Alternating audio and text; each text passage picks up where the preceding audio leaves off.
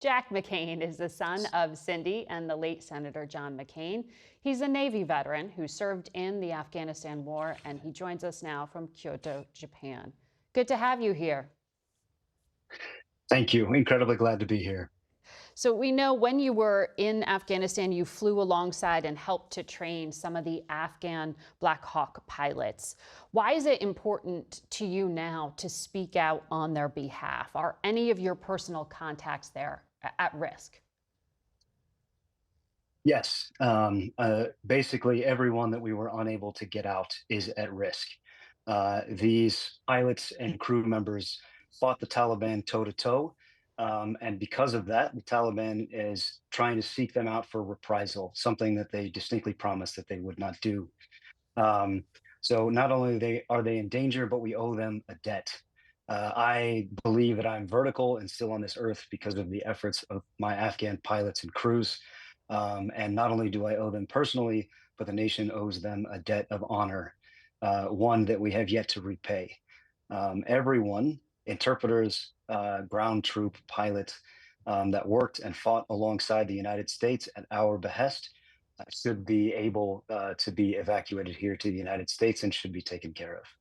So you were active duty at the time of the very chaotic withdrawal from Afghanistan. I know you helped to get Afghans out during that period of time. There were a lot of Afghans airlifted out. Who was left behind, and what promises were made? Yeah, the problem is everyone was left behind, whether it was family members, including family members of U.S. servicemen, whether it was pilots, crews, the people that I worked with, special forces. We did everything we could to get as many as we could out, but due to the chaos of the withdrawal and frankly, the lack of planning on the part of the United States government, it was up to individuals and sometimes smaller military units to help either, in my case, I had to triage who we were going to take out.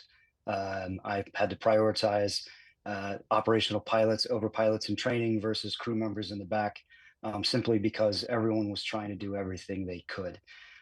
So we have tens of thousands that fought alongside us left behind, each one of them in danger in their own way, not to mention family members that can be used as tools of leverage against those that are even here in the United States now.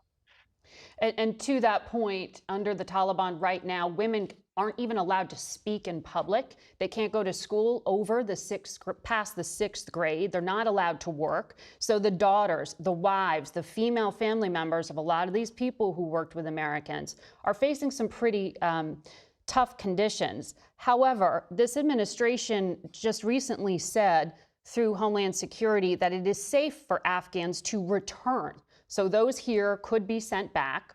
Some Afghans who had arrived here and been given temporary protection. Does what the U.S. government said match in any way what you are hearing is happening on the ground? I would disagree with the entire notion that it is safe for anyone, especially if they've been in the United States, to return to rule under the Taliban.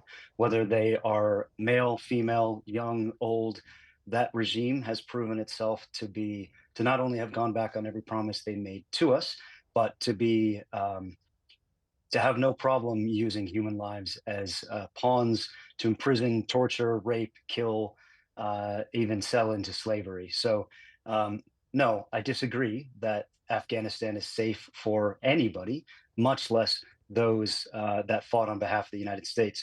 My pilots were doing gun runs on Taliban positions as they were moving forward on the base in Kandahar. I would say that they have a score. The Taliban has a score they'd like to settle. So, absolutely not unequivocally, it is not safe to return. So there are a number of veterans of the war in Afghanistan who serve currently as lawmakers in the United States Congress, and it is Congress that sets the number of visas for these special immigrant visas, SIVs. We checked. There are more than 144,000 applicants in the pipeline, but there are only 11,000 visas left. So that's not even counting family members here. Have you gotten any indication from the lawmakers you know that they are going to raise that cap? No, I have not. And it is an utter travesty that that is the case. People on both sides of the aisle have served in Afghanistan or have fought alongside Afghans, much like me. And the political theater that has taken place of simply ignoring the problem can only be summarized by the word despicable. This is an issue of humanity. This is an issue of national honor, and this is a debt that we owe. So I would urge lawmakers on both sides of the aisle to solve this problem because it is not going to go away. It is your job to legislate, so please do so. So that's in the hand of lawmakers. That was a problem even during the last administration. Now, though, we have this extra complication where the Trump administration has put in orders to restrict refugee admissions and said the U.S. should prioritize people who can, quote, fully and appropriately assimilate and who do not pose a threat to the security or welfare of the United States. That's made it hard for Afghan refugees, family members, to enter here. How do you reassure the public that these refugees are not a risk? Even the Vice President of the United States has said he does not trust the vetting of refugees. Well, I mean, I think I passed the ultimate test in that I literally put my life in these people's hands. So not only are they worthy of trust, but they are worthy of our care. The vetting process has taken place. It continues to take place.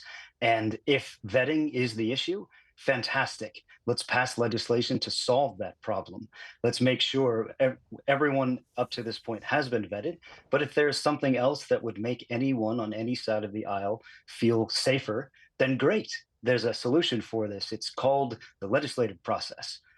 So I would urge lawmakers to do the one job that they're paid by the American people to do and to solve the problem that we have created ourselves. Secretary Rubio testified this week that he will follow the letter of the law as written by Congress. Congress had established a program to help pay for the Afghans to be resettled here. It's the CARE program at the State Department. But now the program is no longer paying the way for these Afghans. How difficult is it for some of the Afghans you know to pay to get their wife, their family members here?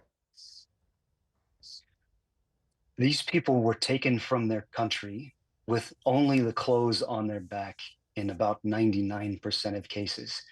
They were dumped off into locations that they were unfamiliar with. And as much as service members and the government did an amazing amount to try to support them, it's still not enough when you imagine the massive change in their lives, not to mention the fact that their entire country and family has now been shattered as a result of American action. It is beyond difficult. I have individuals who are combat wounded, who have extreme injuries that make them almost unable to work. And it's not like I can send them to the VA, despite the fact that they got shot at on behalf of the American government. So I would say that life is extremely difficult, but those individuals are of great resolve and they are doing everything they can to overcome and to become great Americans, the great Americans that I know they will be, and that anybody that knows them personally knows them to be. There have been a few investigations of the withdrawal from Afghanistan by the Pentagon, by the State Department. They have found fault with the Biden administration. They have found fault with the first Trump administration. This past week, Secretary Hegseth announced he's going to do a new investigation of it all, that it will be led by his spokesperson. It's unclear why that person in particular. What do you think was missing from those original reviews? I don't think anything is missing from those original reviews, and I don't think that going back over the process of the withdrawal is going to solve any of the very real problems that exist today. It was political theater the first time, it is political theater the second time, and it is political theater yet again. This does nothing to solve the problem that we created. This does nothing to make the lives of Afghans better. This does nothing to help stabilize the region. It is simply the Biden administration pointing the finger, the Trump administration pointing the finger, the Biden administration. It's happening all over again. This is a useless waste of effort, but frankly, it is one that I see continuing. Mm-hmm. Before I let you go, your father famously said, "It matters less that you can fight, but what you fight for is the real test." I know you feel passionately about this particular issue. Can you ever see yourself entering politics to fight for other issues? That's a very interesting question, one that I happen to get asked fairly regularly. And I would say, trying to follow his example, that the best life is one lived adventurously and if in service of a cause greater than one's self-interest. I'm doing that. And if someday that does take me to office in service of the nation, then by all means. But to live a life simply focused on the single goal of attaining public office is not, in my mind, a life purposefully lived. Uh, in service in office, it is a purposefully lived one, but that should not be the overriding goal of your life. We will continue watching. Jack McCain, thank you for weighing in on this important issue.